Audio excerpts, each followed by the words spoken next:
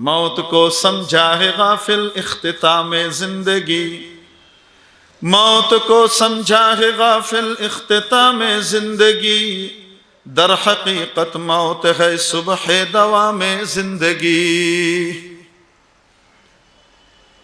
ও গাফেল, ও অসতর্ক, তুমি মৃত্যুকে মনে করেছো তোমার জীবনের অন্তিম এবং ইতি আর অন্ত।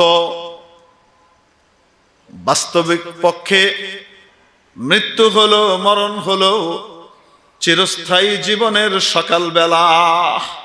ওয়াল কদরি খাইরিহি ওয়া শাররিহি মিনাল্লাহি তাআলা ওয়াল বাসি বাদাল মাউত। ঈমান আনলাম আমি তকদিরের উপরে, ভাগ্যের উপরে, ভাগ্যের ভালো মন্দ কার পক্ষ থেকে হয়। আমি ওনার ক্ষমতার কাছে আত্মসমর্পণকারী হিসেবে নিজের স্বীকৃতি দিলাম। যে কোনো বিপদ আপদে পড়লে এটাই মনে করতে হবে, মা সাবা মিন মুসিবাতিন ইল্লা বিইذনিল্লাহ, মা সাবা মিন মুসিবাতিন ইল্লা বিইذনিল্লাহ। সত্যনের মশালবাহী প্রিয় মনীষীদের পাপড়ি টিভি। আলহামদুলিল্লাহ, الحمد لله نحمده ونستعينه ونستغفره ونؤمن به ونتوكل عليه ونعوذ بالله من شرور أنفسنا ومن سيئات أعمالنا، من يهده الله فلا مضل له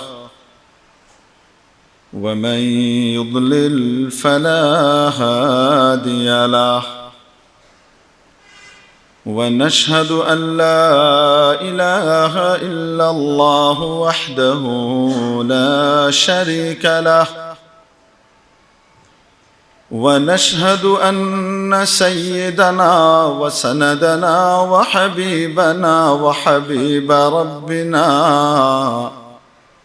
وطبيبنا وطبيب قلوبنا ومولانا محمدا عبده ورسوله، أما بعد فأعوذ بالله من الشيطان الرجيم، بسم الله الرحمن الرحيم،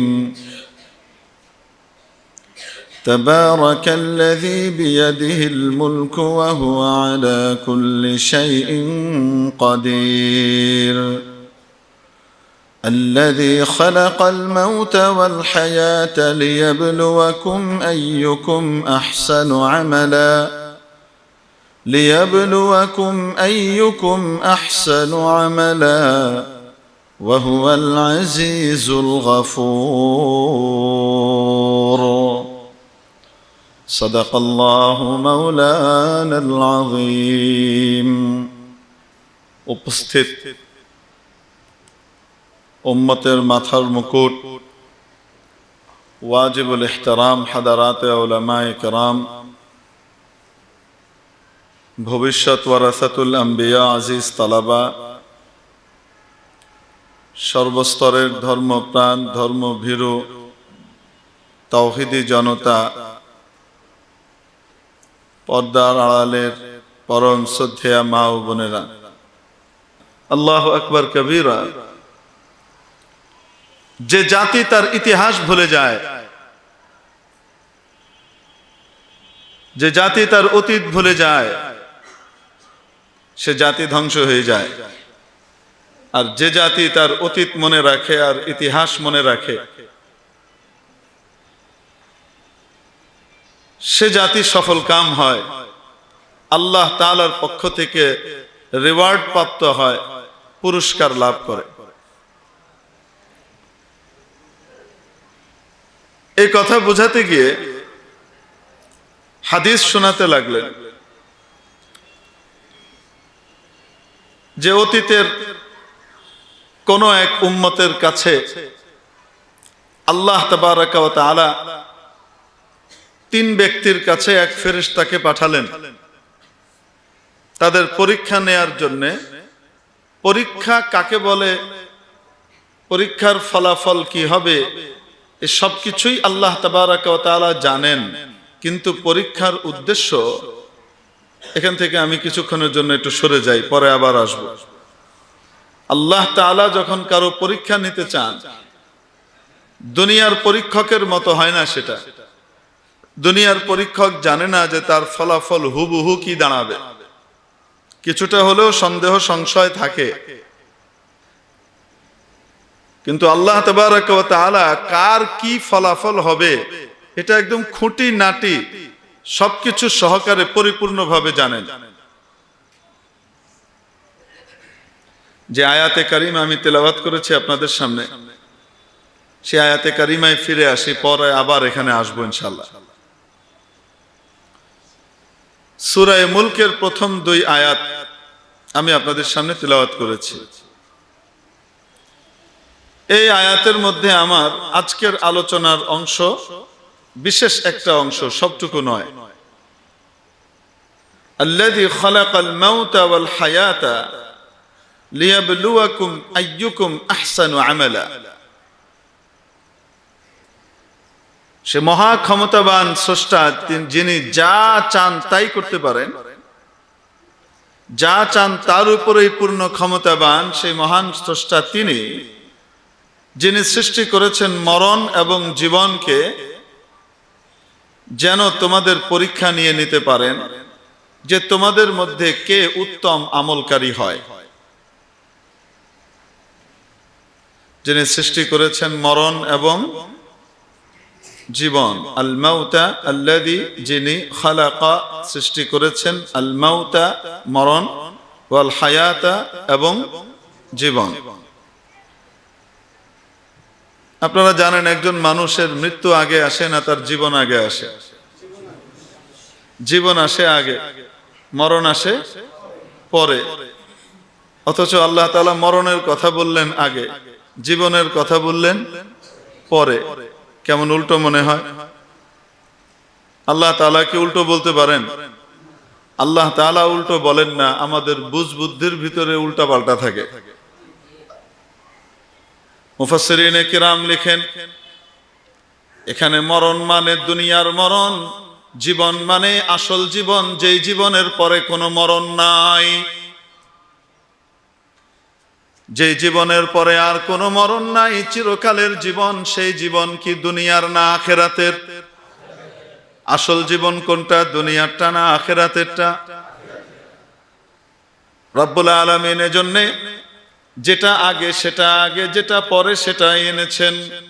হায়াত বলতে হায়াতুল আখিরাহ, মউত বলতে মউতুদ দুনিয়া। এখন বলেন, আখিরাতের হায়াত এবং দুনিয়ার মরণ, মৃত্যু, এই দুইটার ভিতরে কোনটা আগে? বলেন না কেন? জীবন আগে না মরণ আগে? বরং এই মরণই তাকে চিরস্থায়ী জীবনে ঢোকার ব্যবস্থা করে দেয়। এই মরণ হলো এই জগৎ থেকে চিরস্থায়ী জীবনের জগতে পাড়ি জমানোর জন্য সেতু, জিসর, পুল, পদ্মা ব্রিজ। আমাদের এখানে যা আছে হেঁটে দিয়ে বুঝাই। এই পার থেকে ওই পারে যেতে হলে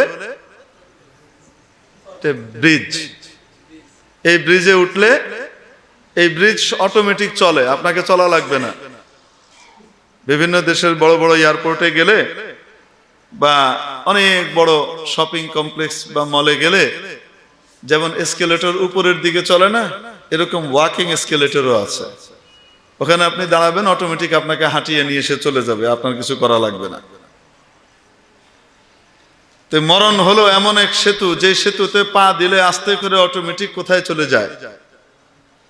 তো মরণ মানুষের জীবনের ইতি আর অন্ত নয়, মরণ হলো মানুষের চিরস্থায়ী জীবনের সূচনা এবং প্রারম্ভিক আমল।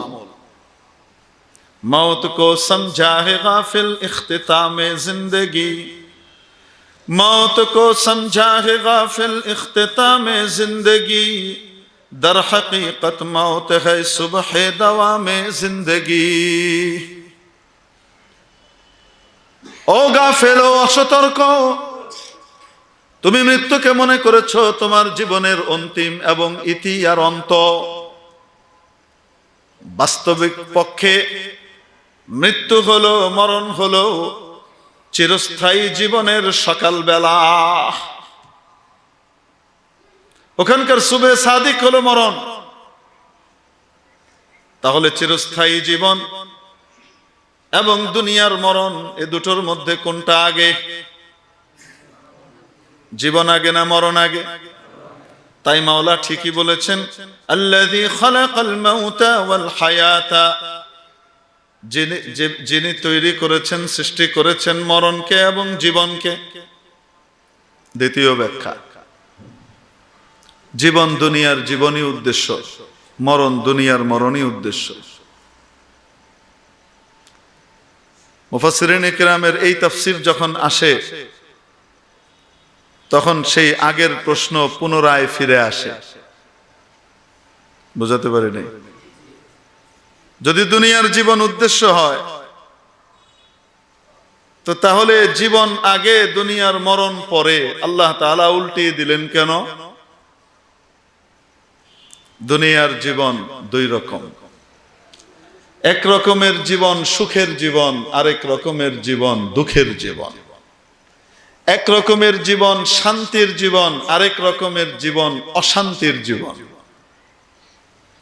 শান্তি আর অশান্তি এটা বাইরে থেকে দেখে বোঝা যায় না। শান্তি আর অশান্তি, সুখ আর দুঃখ মনের অবস্থার নাম।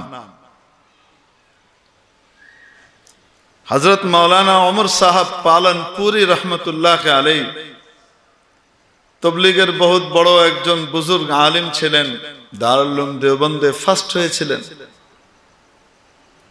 ওনার নাতি মুফতি হুযায়ফা এবং আমি একসাথেই দাওরায়ে হাদিস পাশ করেছি দারুল উলুম দেওবন্দ থেকে। হুযায়ফাও খুব জবরদস্ত ভালো ছাত্র ছিল, খুব সুন্দর তাকরার করাতো, মকবুল মুকাররির। তো মাওলানা ওমর সাহেব পালনপুরি রহমতুল্লাহ আলাইহি একবার সুখ আর দুঃখ বুঝাচ্ছিলেন। আপনারা অনেকে দেখেনও নাই, অনেকে নামও শুনেন নাই। আমি ছোট হলে ওই সময় আল্লাহ তাআলা ওনার সোহবত উঠানোর তৌফিক দিয়েছেন। তো হযরত তখন বলছিলেন যে জাহিরি আসবাব, এসি, দামি গাড়ি, দামি বাড়ি, এগুলো হলো আরাম আয়েশ সুখের উপকরণ, সুখ না। উপকরণ থাকলেই যে বস্তু থাকবে এটা জরুরি না, মাধ্যম। সুখ আর দুঃখ মনের দুই অবস্থার নাম। একজন ব্যক্তি কুড়ে ঘরের মধ্যে থেকেও দিন আনে দিন খায়, তারপরেও সে সুখী হতে পারে। আরেকজন ব্যক্তি প্রাসাদপ্রম বাড়িতে বিশাল অট্টালিকায় বসবাস করেও দুঃখী হতে পারে। ঠিক কিনা? বুঝাচ্ছিলেন যে আল্লাহ তাআলা দুনিয়াতে সুখের জীবনের ওয়াদা করেছেন ঈমান আর নেক আমলের মধ্যে। এক কথায় আল্লাহর হুকুম, নবীর তরিকায় জীবন চালানোর মধ্যেই সুখী জীবনের অঙ্গীকার করেছেন।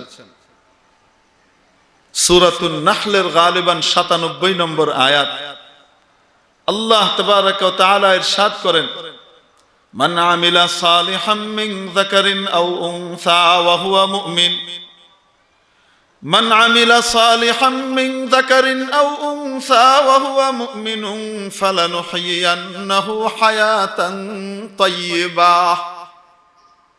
যে কেউ ঈমানদার অবস্থায় নেক আমল করবে, অর্থাৎ নবীজির তরিকা অনুযায়ী নিজের জীবনকে পরিচালিত করবে, নর হোক চাই নারী হোক, ফালানুহয়িয়ান্নাহু হায়াতান তাইয়্যিবাহ, নিশ্চয় নিশ্চয় তাকে আমি সুখের জীবন দান করব। তাহলে সুখের জীবনের ওয়াদা সুখের জীবনের প্রতিশ্রুতি আর অঙ্গীকার মাওলা করে রেখেছেন ঈমান আর নেক আমলের মধ্যে। নবীর তরিকার মধ্যে সুখের জীবন। প্রশ্ন আসে, হুজুর আমরা যে দেখি যত বেশি নেককার তত বেশি গরিব ফকির পয়সা কম, যত বেশি শয়তান তত বেশি পয়সা বেশি, যত বেশি শয়তান তত বেশি সুখের জীবনে আছে, আরামায়েশের জীবনে আছে। বলেন না কেন? দেখে কি দেখে না? এই প্রশ্নের উত্তর দিতে গিয়ে হযরত বলছিলেন, নিজেই সোয়াল তুললেন, সোয়ালে মুকদ্দার তুলে তার জবাব দিচ্ছিলেন। তো হযরত এখানে এসে হযরত উদাহরণ দিচ্ছিলেন। কলেজের সামনে, স্কুলের সামনে দেখবেন দুপুর বেলায় যখন টিফিন আওয়ার দেয়া হয়, টিফিনের ছুটি দেয়া হয়, ওই সময় ছেলে মেয়েরা সামনে চটপটিওয়ালা ফুচকাওয়ালার দোকানে দাঁড়ায়,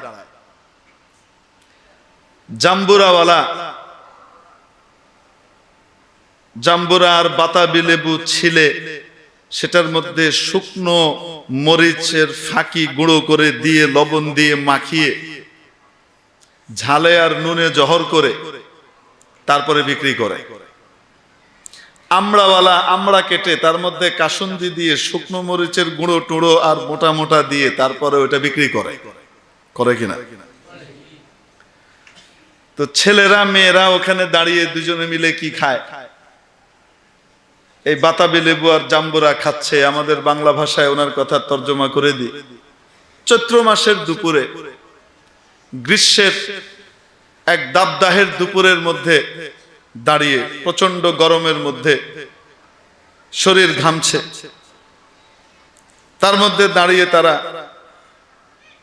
এরকম ওই জাম্বুরা বা আমড়া এই আচার নিয়েছে, নিয়ে খাচ্ছে।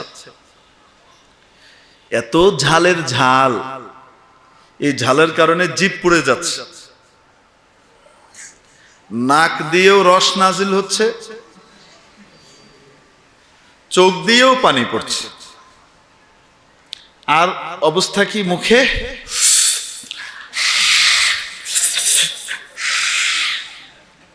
আবার ওদিকে ঘামছে। এই অবস্থায় বাহির থেকে একজন যায়, আর যেতে গিয়ে দেখে আহাহারি কি কষ্টে আছে এই রোদের ভিতরে, চোখ নাক দিয়ে সব দিক থেকে পানি পড়তেছে, কত কষ্টে আছে। এই এত কষ্টে থাকা ব্যক্তির ব্যাপারে সে পেরেশান, আর যার ব্যাপারে পেরেশান তার অবস্থা হলো এই ঝালের জিনিস খেয়ে এক প্লেট শেষ না করেই কয় আরেক প্লেট দেন। ঠিক কিনা? বাহির থেকে দেখে বোঝা যাচ্ছে কত দুঃখী, কিন্তু বাস্তবে সে এক এক প্লেটে নতুন নতুন স্বাদ আর সুখ অনুভব করে। এক এক ঝাল আর কষ্টের ভিতরে তার মধ্যে আলাদা আলাদা সুখের অনুভূতি আসে। ঠিক তেমনি ভাবে আল্লাহ রাব্বুল আলামিন তার বান্দা আর বান্দি যদি ঈমানদার অবস্থায় নেক আমল করে, সে রাজা হোক চাই প্রজা হোক, আমির হোক চাই ফকির হোক, ধনী হোক আর গরিব হোক, শিক্ষিত হোক বা বকলম হোক, যেই হোক না কেন, তার মনের মধ্যে এমন সুখের অনুভূতি পয়দা করে দেন যে সে দুনিয়ার কষ্টকে কষ্ট অনুভব করে না। তো একজন ব্যক্তি 5 ওয়াক্ত নামাজি, সে ঠেলা গাড়ি ঠেলে দিন এনে দিন খেয়ে যে স্বাদ পায়, এই স্বাদ একজন বেনামাজি, একজন গুনাহগার নাফরমান ব্যক্তি প্রাসাদপ্রম বাড়িতে অট্টালিকায় থেকেও সে অনুভব করে না। আবার একজন মিল ফ্যাক্টরির মালিক আল্লাহর হুকুম নবীর তরিকা অনুযায়ী চলার কারণে তার মতো জায়গাতে থেকে অন্যান্যরা যে জাহান্নামের চিন্তা আর পেরেশানি নিয়ে দুনিয়া নির্বাহ করে, অর্থাৎ কখন শ্রমিকের আন্দোলন হবে, কোন সময় কি হবে, কোন সময় ব্যাংকের লোন দিব, কোন সময় অমুকরে ঠেক দিব, কখন এরশাদ শিকদার আবার কবর থেকে টেলিফোন করে এত লাখ টাকা পাঠান। এত কিছু পেরেশানির ভিতরে আরেকজনের মাথার তালু উড়ে যাচ্ছে, চুল খালি হয়ে যাচ্ছে, তালু খালি হয়ে যায়, আর সে ওই জায়গাতেই বসে এত পেরেশানির ভিতরেও সুখের হাসি হাসতেছে। যে কোনো অবস্থায় যে কোনো জায়গায় যদি নবীর তরিকা অনুযায়ী মানুষ চলে, তাকে আল্লাহ তাআলা অবশ্যই সুখের জীবন দেন। আল্লাহর এই কথা মিথ্যা না সত্য? আমাদের দেখা, আমাদের বোঝার ভুল, বাস্তবের ক্ষেত্রে আল্লাহর কথা কোনোদিন ভুল হবে না, নির্ভুল কথা আল্লাহ। তো মেরে মুআজ্জাজ হাজিরিন, বলছিলাম এই জীবন দুই রকম, দুনিয়ার জীবন, একটা হলো সুখের জীবন, একটা হলো দুঃখের জীবন। সুখের জীবন ওই ব্যক্তি লাভ করতে পারে যেই ব্যক্তির জীবনটা নেক আমলে পরিপূর্ণ, গুনাহ থেকে মুক্ত। গুনাহ থেকে মুক্ত থাকা খুব সহজ নয়। ওয়া হুফফাতিন নারু বিশ-শাহাওয়াত, নবীজি সাল্লাল্লাহু আলাইহি ওয়াসাল্লাম বলেন, জাহান্নামকে আবৃত করে দেয়া হয়েছে, ঢেকে দেয়া হয়েছে অত্যন্ত মনোহর, মনোমুগ্ধকর,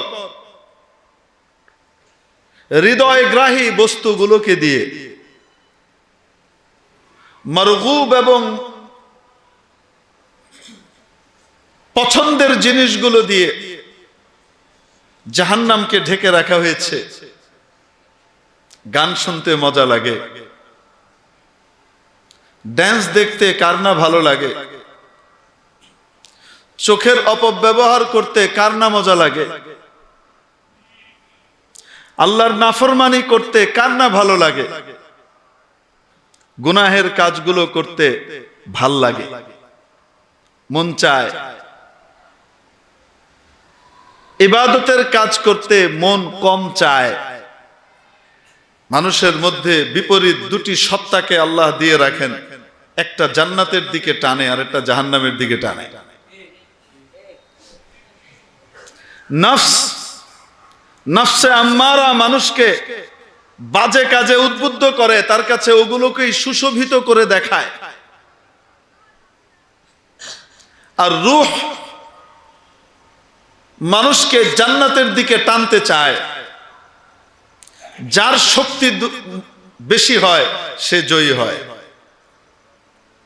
তো দুনিয়ার মনোমুগ্ধকর মনোরম বস্তুগুলো থেকে শাহাওয়াত, আল্লাহ তাআলার বিপরীত, আল্লাহর চাওয়ার বিপরীত চাওয়াগুলোকে, ওই আকাঙ্ক্ষাগুলোকে ঠেকিয়ে রাখার জন্যে হাতিয়ারের দরকার আছে না নাই? সেই হাতিয়ারের নাম হলো মৃত্যুর স্মরণ।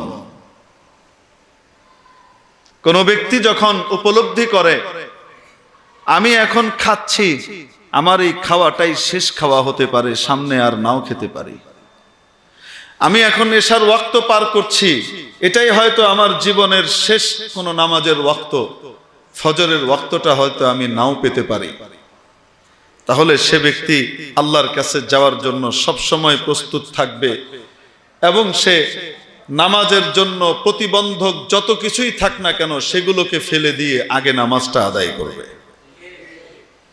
তার গুনাহ করতে মন চাচ্ছে, কিন্তু যখন তার মনে হবে যে হয়তো এই গুনাহের কাজটাই, এটাই আমার জীবনের শেষ কাজ, তারপরেই হয়তো আজরাইল আলাইহিস সালাম আমাকে ডেকে নিয়ে যাবেন, আমি হয়তো আর সুযোগ পাবো না, অটোমেটিক্যালি এই মৃত্যুর চেতনার চিন্তা এসে তাকে এই গুনাহ থেকে বাধা দিয়ে দেবে। যখন বাধাপ্রাপ্ত হবে, গুনাহ থেকে বাঁচবে, নেকির উপর চলবে, এই ব্যক্তির জীবনটা কি দুঃখের হবে না সুখের হবে? সুখের জীবনকেই জীবন বলা যায়, দুঃখের জীবনকে কি আর জীবন বলা যায়? আর সুখের জীবন লাভ করার পন্থা আর মাধ্যম হলো মৃত্যুর চেতনা এবং স্মরণ। তাই রব্বুল আলামিন মরণের কথা আগে আর জীবনের কথা পরে উল্লেখ করেছেন। যে মহান স্রষ্টা সৃষ্টি করেছেন এই জীবন এবং মরণ, কেন কেন কেন কেন কেন লিনাবলুয়াকুম আইয়ুকুম আহসানু আমালা, লিনাবলুয়াকুম আইয়ুকুম আহসানু আমালা, যেন আমি পরীক্ষা নিয়ে নিতে পারি যে তোমাদের মধ্যে কে ভালো কাজ আর নেক কাজ নিয়ে আসে। মুআজ্জাজ হাজিরিন, রব্বুল আলামিন পরীক্ষার ফলাফল কার কি হবে খুঁটিনাটি সবকিছু বিশদভাবে জানেন। তারপরেও পরীক্ষার উদ্দেশ্যটা কি আল্লাহ জানেন কি জানেন না? কে কি মার্ক পাবে না পাবে আল্লাহ জানেন না? জানেন। তাহলে তো উনি ডিরেক্ট দিয়ে দিতে পারতেন, সরাসরি তো কি করতে পারতেন, যে যেটা পাবে সে সেটা তাকে সেটা দিয়ে দিবে। দুনিয়াতে আসার পরে যে যেটা করবে এত ঝয় ঝামেলার দরকার নাই, ডাইরেক্ট তাকে ওখানে পৌঁছায় দিলেন আল্লাহ তাআলা। পারতেন কিনা? আরে কয় না কেন? পারতেন, কিন্তু এটা নিয়ম বহির্ভূত হইতো। যে হেরে যেত সে বলতো, যে ফেল করতো পরীক্ষায় সে বলতো, আমাকে একবার পরীক্ষার সুযোগ দিয়ে দেখতেন, কিসের বাইজিদ বুস্তামি আর হাসান বসরি আমার ঠ্যাঙ্গের কাছে আর পড়ে থাকতো, আমি এমন নেক আমল করতাম। বলতো কি বলতো না? আবু জেহেল কইতো, আপনি পরীক্ষার সুযোগ দিয়ে দেখতেন, কিসের আবু বকর, আবু বকরের নাম কেউ নিত না, আমার নাম লয়ে দৌড়াইতে থাকতো, আমর ইবনে হিশাম লয়ে সবাই দৌড়াইতো, আমি এমন ইবাদত করে দেখাই দিতাম। বলতো কিনা? এই জন্য আল্লাহ রাব্বুল আলামিন ছেড়ে দিছেন, যাও তোমাদেরকে সুযোগ দিয়ে দিলাম, ওয়াহাদাইনাহুন নাজদাইন, হ্যাঁ, লেভেল প্লেইং ফিল্ড কি করে দিলাম, একদম খেলার জন্য সমান জায়গা দিয়ে দিলাম, সমান সুযোগ দিয়ে দিলাম। সূর্যের আলো যে আমাকে মানে তাকেও সমান, যে মানে না তাকেও সমান। চাঁদের আলো যে আমাকে মানে তার জন্য যা, যে আমাকে মানে না তার জন্য তা। পরীক্ষার হলে কারো জন্য কোনো কি নাই, তারতম্য নাই, সবাইকে সমান দিয়ে দিলাম, দেখিয়ে দিলাম এটা হলো জান্নাতের মহাসড়ক আর এটা হলো জাহান্নামের মহাসড়ক। মহাসড়ক নিচু হয় না, অনেক উঁচু হয়। গ্রামগঞ্জে যদি কোনো সময় যান, অনেক দূর থেকে দেখা যায় ট্রেনের লাইন, দেখা যায় কিনা? বড় রাস্তা হাইওয়ে অনেক দূর থেকে দেখা যায়, গ্রামের চিপা রাস্তা ছোট রাস্তা অনেক সময় দেখা যায় না, নজরে পড়ে না। মহাসড়ক উঁচু হয়। এই মহাসড়কের এক আরবি হলো নাজদ, উঁচু ভূমি। ওয়াহাদাইনাহুন নাজদাইন, আমি দেখিয়ে দিলাম দুই মহাসড়কের পথ, এটা সাদার পথ, এটা কালোর পথ, এটা জান্নাতের, এটা জাহান্নামের, এটা আলোর, এটা অন্ধকারের, এটা সুখের, এটা দুঃখের, এটা সাফল্যের, এটা ব্যর্থতার। দুটো রাস্তা আমি দেখিয়ে দিয়েছি আমার নবীর মাধ্যমে। এখন বান্দা তোমাকে এখতিয়ার দিয়ে দিলাম, ক্ষমতা দিয়ে দিলাম, তুমি যেটা ইচ্ছা সেটা গ্রহণ করতে পারো। বিবেক বুদ্ধি এটা নির্বাচন করার জন্য সমান দিয়েছি। এটা ভালো আর এটা মন্দ এটা বোঝার জন্য যে মৌলিক বিচার বুদ্ধি যা লাগে এটা সকলকে সমান দিয়েছি। অন্যান্য দিক থেকে কারো বেশি কারো কম দেখিয়ে দিলাম। এখন তুমি যেই পথে যাবা এটা তোমার ইচ্ছা। তুমি যদি ভালো পথে যাও আমি তোমাকে হেল্প করব, আমি তোমাকে সাহায্য করব। আর যদি তুমি মন্দ পথে যাও আমার ক্ষমতা আছে তোমাকে আটকানোর, বাধা দেওয়ার, কিন্তু আমি বাধা দিব না। তোমার ইচ্ছা, তুমি যাও, তুমি কোন দিকে যেতে পারো। বুঝেন নাই? আমাদের মধ্যে অনেক সময় এই প্রশ্ন আসে, হুজুর কে কি করব না করব আল্লাহ তো সব লিখেই থুয়ে দিছে, তো যেটা লিখে থুয়ে দিছে এটার বিরুদ্ধে যাওয়ার কি সুযোগ আমাদের আছে?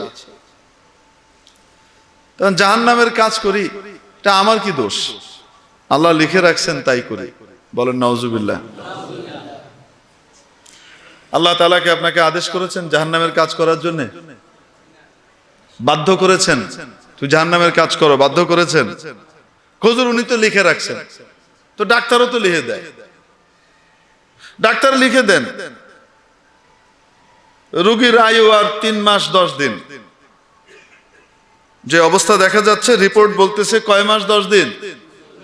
3 মাস 10 দিনের ভিতরে যা পারেন খাওয়াই দাওয়াই নেন, এর চেয়ে বেশি বাঁচবে না।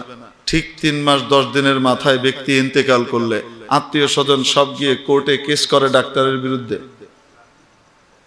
এই ডাক্তার 3 মাস 10 দিন লেগছে, লেগে মেরিয়েছে, এটা বলে না? কি বলে? বাবারে বাবা, ডাক্তার কত জ্ঞানী, একটা দিন এদিক ওদিক হয় নাই, যা কইছে তাই হয়েছে বাস্তবে। বলেন না কেন? ডাক্তার কি হিসেবে বলছেন? উনি বলছেন তাই মরছে, নাকি তার অবস্থা যা সেটা উনি জানেন এবং সেটাই উনি কি করছেন? লিখে দিছেন। ঠিক কি ঠিক না? কে কি করবে না করবে, এটা আল্লাহ তাআলা সমস্ত সুযোগ সুবিধা দেওয়ার পরেও কি করবে না করবে এটা আল্লাহ তাআলা জানেন, সেটা লিখে রাখছেন লওহে মাহফুজে। তো তাহলে বলেন তো দেখি, কে কি করবে না করবে খুঁটিনাটি এটা সবকিছু উনার জানার কারণে ক্রেডিট কার? বলেন না কেন?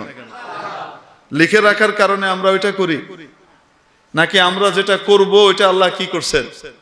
ওনার ইলম অনুযায়ী, জ্ঞান অনুযায়ী ওইটা লিখে থুয়ে দিছেন। তবে হ্যাঁ, মাঝে মাঝে উনি ওনার কেন্দ্রীয় পাওয়ার খাটান। কি খাটান? হ্যাঁ, আপনার ইচ্ছা এটা, কিন্তু আল্লাহ তাআলা ওইটা করতে দেন নাই। ওইটা নিজ ইখতিয়ারে ওইটাকে কি করে দিছেন? ঘুরাই দিছেন। মাঝে মাঝে কি করেন?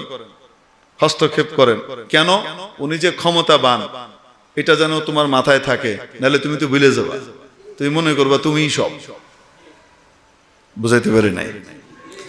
তাকদীর নিয়ে বড় বিভ্রান্তির ভিতরে আমরা অনেক সময় পড়ি। তাকদীর মানে আল্লাহ যা লিখে রাখছেন তাই হবে, ঠিক কিনা? তো হুজুর, আল্লাহ যা লিখে রাখছেন তাই যেহেতু হবে, তাহলে আমি জাহান্নামের কাম করে জাহান্নামে যাই, তো আমার দোষটা কি? আমি কি লিখে জাহান্নামে যাব? বুঝেন নাই? বুঝাইতে পারি নাই? তো এই দলের নাম হলো জাবরিয়া। এরা মানুষকে মজবুরে মাহজ মনে করে, একদম অপারগ, কোনো ক্ষমতা তার নাই, সব ক্ষমতা কার? এরকমও অনেকের মাথার ভিতরে আছে না নাই? হ্যাঁ, মারেফতের নামে অনেক সময় এমন এমন গান শোনায়, তার ভিতরে কয় পুতুলের কি দোষ, কয় না কেন? চাবি মাইরা দিছে সেটা, তারপরে কি কি জানি আছে, আমি সব করতে পারবো না। মানুষের মুখে শুনছি তো, চাবি মাইরা দিছে সেটা, এখন এরম এরম করে ঘুরতেছে, কেমনে কেমনে কি জানি, পুতুলের কি দোষ, আখেরে গিয়ে কি কি জানি আছে। মানে এরকম আঙ্গুল দিয়ে আপনি নাড়াইতেছেন, তাই আমরা নড়তেছি, তো আমগো কি দোষ? এরকম অনেক সময় আমাদের মধ্যে এই ধরনের আকীদা আসে কি আসে না? তাকদীরের মাসলা বড় সঙ্গীন মাসলা। হযরত মুফতি মাহমুদ হাসান গঙ্গোহী রহমতুল্লাহ আলাইহি একবার হযরতজি মাওলানা ইউসুফ সাহেব রহমতুল্লাহ আলাইহির সাথে গাড়িতে করে যাচ্ছিলেন। হযরতজি রহমতুল্লাহ আলাইহির সামনে, মুফতি আজম মুফতি মাহমুদ হাসান গঙ্গোহী রহমতুল্লাহ আলাইহি পিছনের সিটে। বিশ্ব তবলিগের বিশ্ব আমির হযরত ইউসুফ সাহেব রহমতুল্লাহ আলাইহি আসতেছেন। তখন তো রহমতুল্লাহ আলাইহি না, আমরা বলতেছি আর কি, ইউসুফ সাহেব আসতেছেন। যে এলাকার সামনে দিয়ে যান, ওই এলাকাতেই লোকজন এসে দাঁড়িয়ে থাকে, হুজুরকে একবার দেখবে, মুসাফা করবে,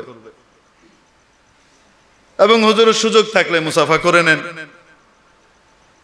গাড়ি যাচ্ছে, ছোটখাটো পথসভা হতেই যাচ্ছে এক এক জায়গাতে। এক জায়গায় থেমেছেন, মানুষ মুসাফা করছে, হযরতজি মুসাফা করছেন, কিছু বলেন না। এর ভিতরে কিছুক্ষণ আগে মুফতি সাহেবকে হযরতজি রহমতুল্লাহ আলাইহি বলছেন, মুফতি সাহেব, সারা বছর তো পড়ান, বুখারী শরীফ পড়ান, এটা পড়ান, ওটা পড়ান, এত কিছু করেন, রমজানের সময়টা বা কিছু ছুটির সময়ে যারা চিল্লা भी लगा लिया कीजिए, একটু কি লাগায়েন, একটু চিল্লাও লাগাই দিয়েন। তো মুফতি সাহেব কোনো উত্তর দেন নাই। আমাদের মতো না, হার কথার উত্তর দেওয়া মুরব্বীদেরকে আমরা মনে করি যে এটাই ক্রেডিট। আমি কইছি কসুর ক্রেডিট। আল্লাহু আকবার কবীরা। তো ক্রেডিট মনে করি আমরা, ওনারা এটা করতেন না। বড়দের কোনো কথার যদি জবাব থাকতো, তারপরেও জবাব দিতেন না, চুপ করে থাকতেন। একা একই গিয়ে হয়তো আদবের সাথে পেশ করতেন, হযরত আমার অপারগতা ওজর এই, সামনাসামনি সবার সামনে কিছু একটা কইয়া আমি বিশাল এক বেড়া, এই বেটাগিরি দেখাইতেন না, ঘটাই ফেলতেন না কিছু একটা। আল্লামা নূর হোসেন কাসেমী রহমতুল্লাহ আলাইহি বলতেন, স্যামরা ঘটাই ফেলবে, ভাবখানা এই স্যামরা এটা কি করবে, ঘটাই ফেলবে। তো মুফতি সাহেব কোনো উত্তর দেন নাই, চুপ করেছিলেন। এখন হযরত জি সবার সাথে মুসাফা করেন, মুসাফার ভিতরে হঠাৎ এক লোককে উনি জিজ্ঞেস করলেন, ভাই নামাজ পড়তে হো, তুমি নামাজ পড়ো? কহে জি नहीं हजरत जी मैं नमाज नहीं पढ़ता, আমি নামাজ পড়ি না। क्यों? আমার কিছু প্রশ্ন আছে, এই প্রশ্নের উত্তর যতদিন আমি না পাবো ততদিন আমি নামাজ পড়বো না, আমি এটা সিদ্ধান্ত নিয়েছি, মানে ঠাল দিয়া আমি এটা সিদ্ধান্ত নিয়েছি, নামাজ পড়বো না।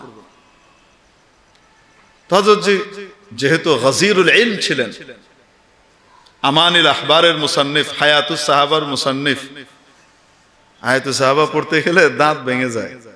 আমি খুব সহজ মনে করছিলাম প্রথম যখন আমি হায়াতুস সাহাবা হাদিয়া পাই এটার মুহাক্কিকের তরফ থেকে, তো হাদিয়া পাওয়ার পরে আমি চিন্তা করলাম যে হায়াতুস সাহাবা সাহাবীদের জীবনী সহজিত, নরম সাদামাটা ভাষায় হবে। পড়তে গিয়ে এবারও দেহি ও মায়া মায়া গো, একবার এই লোগাত খোলা লাগে, একবার ওইটা খোলা লাগে, এটার কি অর্থ ওইটার কি অর্থ না বুঝলা কোন হরকত লাগাম। এটা তো বাংলা না ইংরেজি না, আপনারা তো জানেন আরবিতে পড়তে হইলে শেষে গিয়ে হরকত আর এরাব লাগাইতে হইলে অর্থ বোঝা লাগবে কিনা বকদের জরুরত, না বুঝলে এরাব লাগাবে কি অর্থ।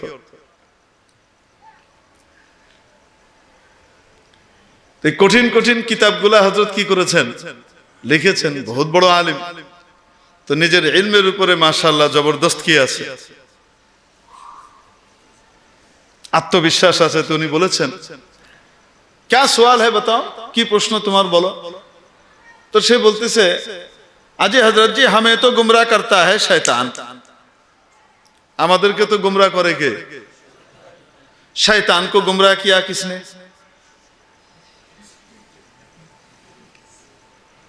বুঝতে পারছেন, শয়তানকে কে গুমরাহ করলো। আপনারা শেষ সীমানা পর্যন্ত পৌঁছায় গেছেন আশা করি।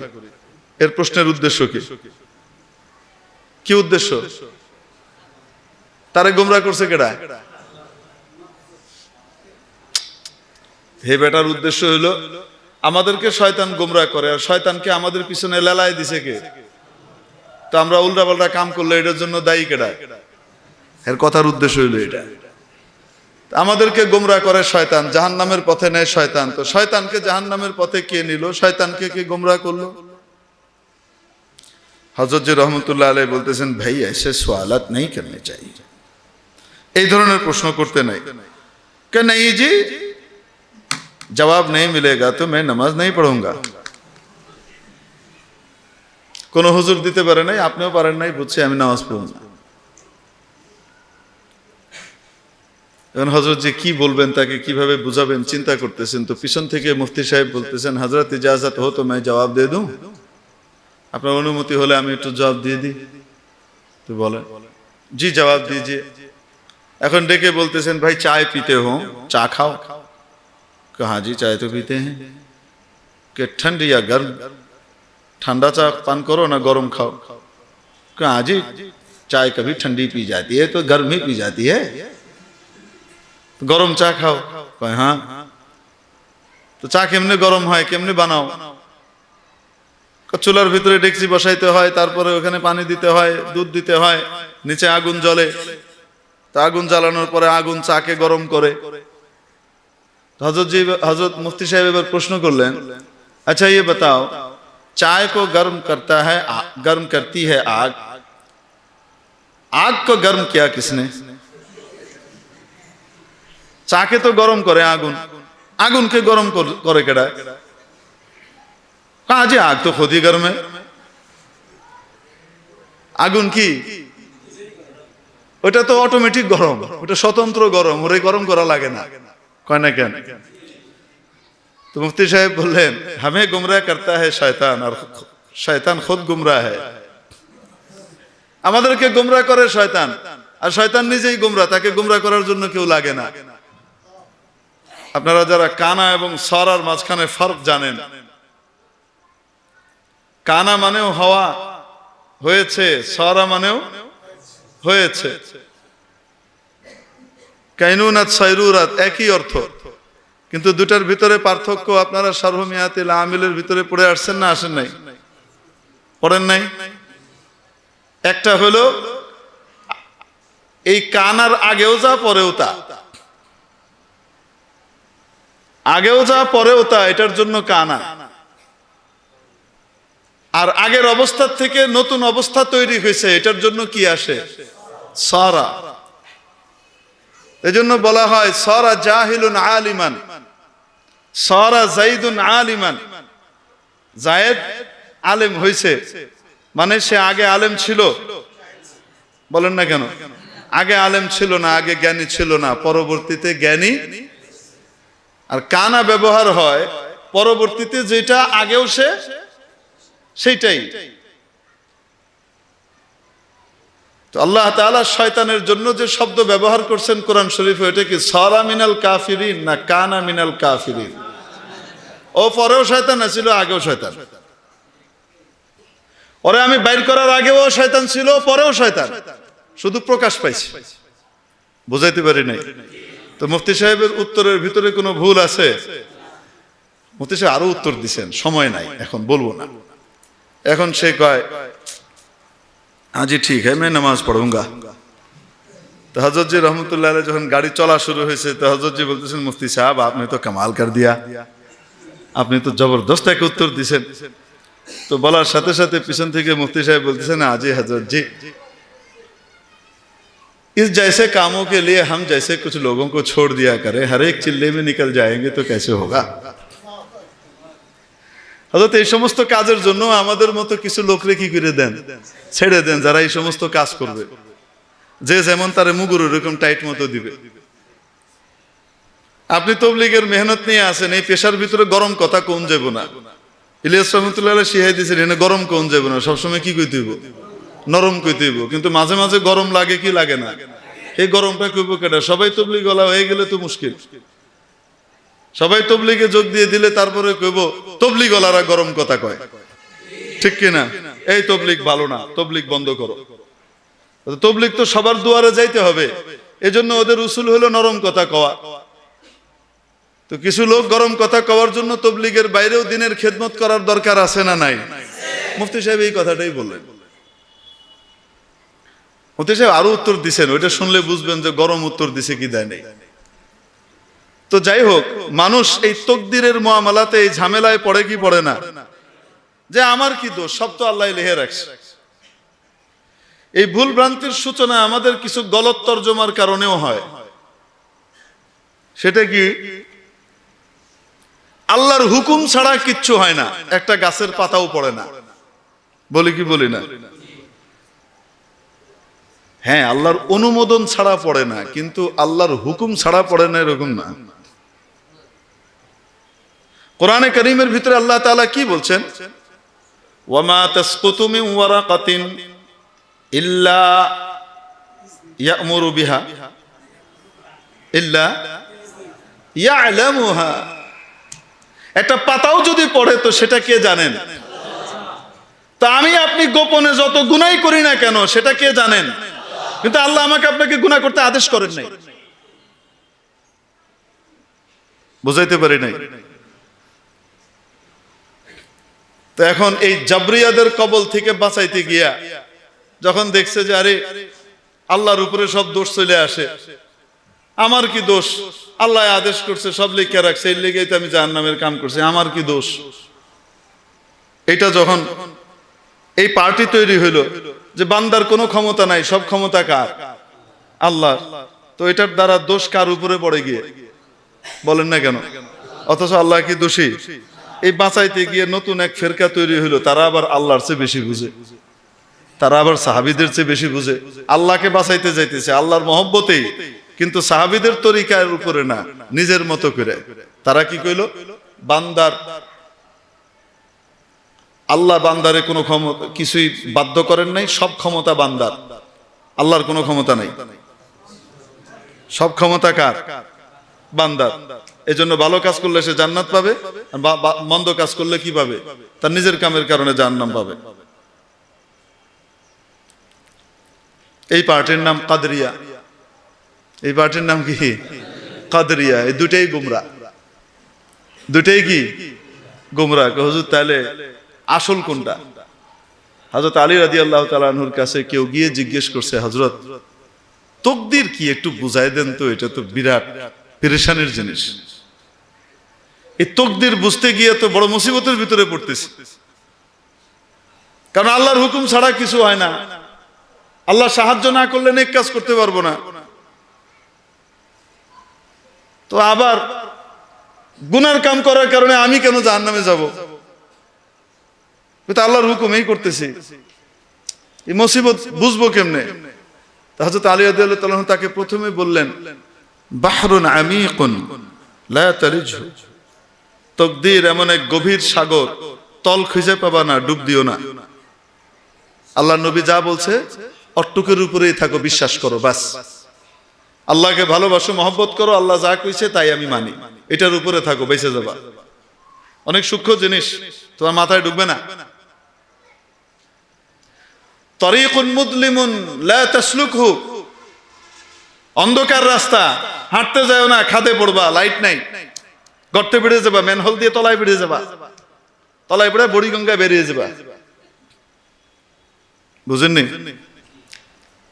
কোথাও একটু যদি বুঝাই দিতেন। আচ্ছা ঠিক আছে, দাঁড়াও।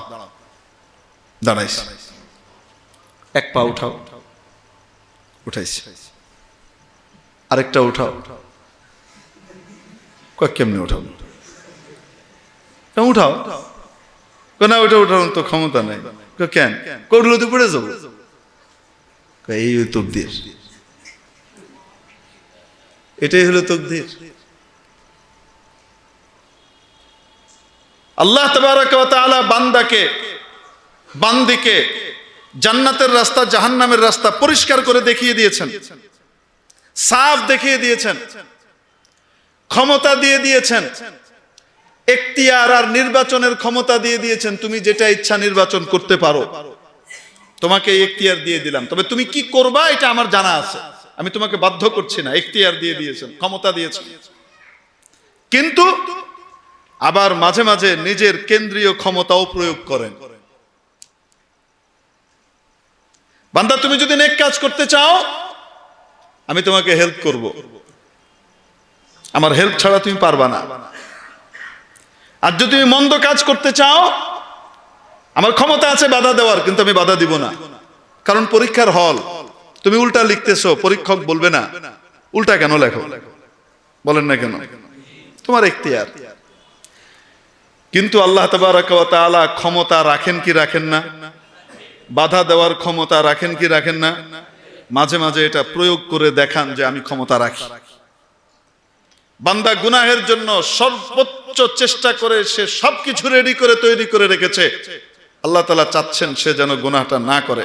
আল্লাহ তাআলা তার কুদরতি ক্ষমতা খাটান, তার ইচ্ছা ফেলিওর হয় এবং সে গুনাহটা করতে পারে না। বলেন না কেন? হয় কি হয় না? তাহলে পূর্ণ ক্ষমতাও দেন নাই, আবার একদম ক্ষমতাহীনও বানান নাই, এর নামই তাকদীর। আমরা বিশ্বাস করি কি করি না? ওয়াল কদরি খাইরিহি ওয়া শাররিহি মিনাল্লাহি তাআলা ওয়াল বাসি বাদাল মাউত। ঈমান আনলাম আমি তাকদীরের উপরে, ভাগ্যের উপরে, ভাগ্যের ভালো মন্দ কার পক্ষ থেকে হয়। আমি ওনার ক্ষমতার কাছে আত্মসমর্পণকারী হিসেবে নিজের স্বীকৃতি দিলাম। মাওলা, আমি আপনার মহা ক্ষমতার কাছে সমর্পণ করলাম। মাওলা, আপনি দয়া করে আমাকে জান্নাতের পথের পথিক বানান, জাহান্নামের পথ থেকে বাঁচিয়ে দেন। লা হাওলা ওয়ালা কুওয়াতা ইল্লা বিল্লাহ। মুআজ্জাজ হাজিরিন, তাহলে আল্লাহ তাআলা জানেন কি জানেন না কার ফলাফল কি হবে? তারপরেও যেহেতু বলতেছেন লিনাবলুয়াকুম আইয়ুকুম আহসানু আমালা, আমি তৈরি করলাম তোমাদের জীবন এবং তোমাদের মরণকে এই জন্যে যেন আমি জেনে নিতে পারি, আমি দেখিয়ে দিতে পারি, পরীক্ষা করতে পারি যে তোমাদের মধ্যে কে ভালো কাজ, গুড ডিড নিয়ে আসে। আমি যেন দেখতে পাই। এটা কেন? ইতমামে হুজ্জতের জন্য, ভবিষ্যতে যখন কিয়ামতের দিন যার যার পাওনা তাকে দেওয়া হবে কর্মফল অনুযায়ী, তখন যেন সে বলতে না পারে আমাকে তো আপনি সুযোগই দেন নাই, সুযোগ দিলে আমি জান্নাতের সবচেয়ে উঁচু মাকামে থাকতাম, আমি ফেরাউনের পথে চলতাম না, আমি সুলাইমান আলাইহিস সালামের পথে চলতাম, আমি নমরুদের পথে চলতাম না, আমি দাউদ আলাইহিস সালামের পথে চলতাম, আমি সাদ্দাদের পথে চলতাম না, আমি হযরত আইয়ুব আলাইহিস সালামের পথে চলতাম, আমি কারুন হামান আর বদমাশদের পথে চলতাম না, বুখতে নাসারের পথে চলতাম না, আমি নবী মুহাম্মদুর রাসূলুল্লাহ সাল্লাল্লাহু আলাইহি সাল্লামের তরিকা অনুযায়ী রাষ্ট্র পরিচালনা করতাম। বুঝে আসছে না আসে না? আল্লাহ তাবারাকা ওয়া তাআলা তাহলে আমাদেরকে তৈরি করলেন কিসের জন্য বলেন? পরীক্ষা নিবেন এই জন্য। একটা কারণ, ঠিক কি না? পরীক্ষা নেওয়ার জন্য উদ্দেশ্য কি? আল্লাহ যদি পরীক্ষা নেন পাশ করা সম্ভব? কয় না কেন? আর আইজি সাহেব কারো ডাইকা একটা জিজ্ঞেস করলে জানা জিনিস ভুলে যায়, র্যাবের ডিজি এসে কাউকে জিজ্ঞেস করলে কিছু কড়া ভাষায় জানা জিনিস খলবল করে ফেলে। আর আল্লাহ তাবারাকা ওয়া তাআলা যদি কাউকে জিজ্ঞেস করেন বাপরে বাপ পরীক্ষা ধরেন, তাহলে অবস্থাটা কি হবে? তো বলেন যে আল্লাহ তাবারাকা ওয়া তাআলা পরীক্ষা তো নাম কাওয়াস্তে নিচ্ছেন, আসলে তো পরীক্ষা না। এক্সামিনার যদি কোশ্চেন পেপার আউট করে দেন, বেশ সময় আগে আউট করে দিচ্ছেন যে প্রশ্ন এই হবে, ওটা কি পরীক্ষা? কয় না কেন? এই পরীক্ষার উদ্দেশ্য কাউকে ফেল করানো না, সবাইকে গণহারে পাশ করানো। তো আল্লাহ তাবারাকা ওয়া তাআলা কি কি পরীক্ষা নিবেন এই পরীক্ষাগুলোর কথা আমাদেরকে জানিয়ে দিয়েছেন, কোশ্চেন আউট করে দিয়েছেন। তার উদ্দেশ্য কি? ফেল করানো না গণহারে পাশ করানো। এত খুলে খুলে পরীক্ষার প্রশ্নগুলো বলে দেওয়ার পরেও যদি কেউ ফেল করে, তাহলে তোর জাহান্নামেও জায়গা হওয়ার কথা না। আল্লাহ যে জাহান্নামে দয়া করে জায়গা দিছে, এই জন্য শুকরিয়া আদায় করা দরকার। এমন অপদার্থ আল্লাহ রাব্বুল আলামিন পরীক্ষা নেবেন দুনিয়া আখিরাতে আমাদের জন্য। আমাদের কাছ থেকে মোট 10টা প্রশ্ন। কয়টা? দুনিয়াতে 2টা, কবরে 3টা, ময়দানে মাহশারে কিয়ামতের দিন 5টা। কয়টা? লা ইয়াজুলু কদম ইবনি আদম হাত্তা ইউসআলা আন খামসিন, লা তাজুলু কদম ইবনি আদম হাত্তা ইউসআলা আন খামসিন। কিয়ামতের দিন কোন ব্যক্তি তার পা নড়াতে পারবে না যতক্ষণ পর্যন্ত 5টা বিষয়ের জিজ্ঞাসার মুখোমুখি সে না হবে। কয়টা বিষয়? আন উমরিহি ফিমা আফনাহ, জীবন সম্পর্কে জিজ্ঞাসা করা হবে, কোন কাজে ব্যয় করেছো আর শেষ করেছো, ওটাকে নিঃশেষ করেছো। ওয়ান শাবাবিহি ফিমা আবলাহ, জীবনের সবচেয়ে ক্রিম টাইম, জীবনের সবচাইতে দামি সময়ে যখন যা ইচ্ছা তাই করা যায়, সেই সময়টা যৌবনটাকে তুমি কোন কাজে পূরণ করেছো, কোন কাজে নিঃশেষ আর শেষ করেছো। ওয়ান মালিহি মিন আইনা ইকতাসাবাহু, সম্পদ উপার্জন করেছো, উৎস কি বলো, কিভাবে উপার্জন করেছো, বৈধ না অবৈধ পন্থায়। দুনিয়াতে যেমন দুদক আছে, কিয়ামতের দিনে রব্বুল আলামিন দুনিয়ার দুদককে ধোঁকা দেওয়া যায়, দুনিয়ার দুদককে পয়সা দিয়ে বাউ করে ফেলা যায়। কয় না কেন? দুনিয়ার দুদককে চাপ দিয়ে কাট করে ফেলা যায়। কিয়ামতের দিনের দুদককে পারবে? ওয়াফিমা আনফাকা, কোথায় কোথায় ব্যয় করেছো? কনসার্টে ব্যয় করেছো, গুনাহের কাজে ব্যয় করেছো, নাফরমানির কাজে, না ব্যয় করেছো আমার পছন্দের কাজে, মসজিদ বানানোর কাজে, মাদ্রাসা বানানোর কাজে, দ্বীন ইমানের কাজে, আল্লাহর রেজামন্দির কাজে? কোন কাজে ব্যয় করেছো? অনুমোদিত জায়গায় না অনুমোদিত জায়গায়? আমার রোষের জায়গায় না আমার খুশির জায়গায়? কোথায় তুমি ব্যয় করেছো দেখাও। কয়টা? 5 নম্বর, জ্ঞান সম্পর্কে জিজ্ঞাসা করা হবে, মাদা আমিলা বিমা আলিমা, যা জানতে তা অনুযায়ী কতটুকু আমল করেছ। এখন যারা আলেম, স্বাভাবিকভাবে আমরা ভয় পেয়ে যাচ্ছি। আমরা যদি উল্টাপাল্টা করি তো ডবল মাইর খাবো কি খাবো না? কেন? হেরা নাইলে জানতো না, তুই তো জানতে যাই না হইনা, তারপরে উল্টাটা করছিস কি লেগে? একটা উল্টা করার ডান্ডা, আর একটা হলো যাই না শুনে করার কারণে ডবল ডান্ডা। বলে না কেন? হুজুর আল্লাহ বাঁচাইছে, আলেম হই নাই, এই জন্যই তো পোলা পাইনে মাদ্রাসায় দিব না, আমার পোলা ডবল মাইর খাই। চিনি খুশি হইেন না, হ্যার লেগে ডবল, আপনার লেগে 3 ডবল। কয়টা আবার কি কইলেন? কয় হ্যাঁ আপনি যখন কইলেন যে আল্লাহ জানতাম না আমি। হ্যাঁ, তুমি দুনিয়ার মঙ্গলে পানি পাওয়া যায় এটা জানতা, এটা হইলে হেডা হয় হেডা জানতা, এত কিছু দুনিয়ার সব জানছো, শুধু আমার বিধিবিধান জানার সময় তোমার হয় নাই না, এবারে ডবল পিঠা দে, ঠিক কিনা? হ্যাঁ, এই জন্য জানতেও হবে, মানতেও হবে। মুক্তির পথ হলো জানতেও হবে, মানতেও হবে, ঠিক কিনা? জানি না এই কথা বলে পার পাওয়া যাবে? তো কিয়ামতের দিন প্রশ্ন হবে কয়টা? এই 5টা প্রশ্নের যদি উত্তর চাওয়া হয়, আমি জানি না আপনারা কেউ দিতে পারবেন কিনা, আমি তো একটারও দিতে পারবো না। পারবো?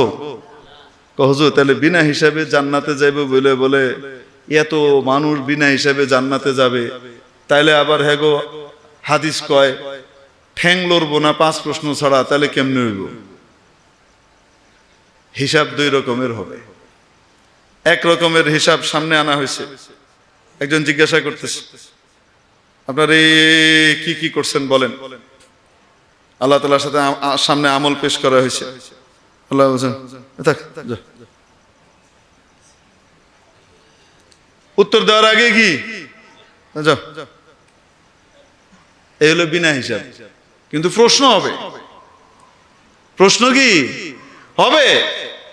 বাকি কারো হিসাব নেওয়া হবে, উত্তর চাওয়া হবে, কারো উত্তর চাওয়াই হবে না। যাও বিনা হিসাবে যাও গে, তোমার ব্যাপারে আমার নবী সুপারিশ করছে, যাও ডাইরেক্ট যাও, তুমি আমার নবীর তরিকা অনুযায়ী জীবন কাটাইছো, আর দেখো না, যাও যাও।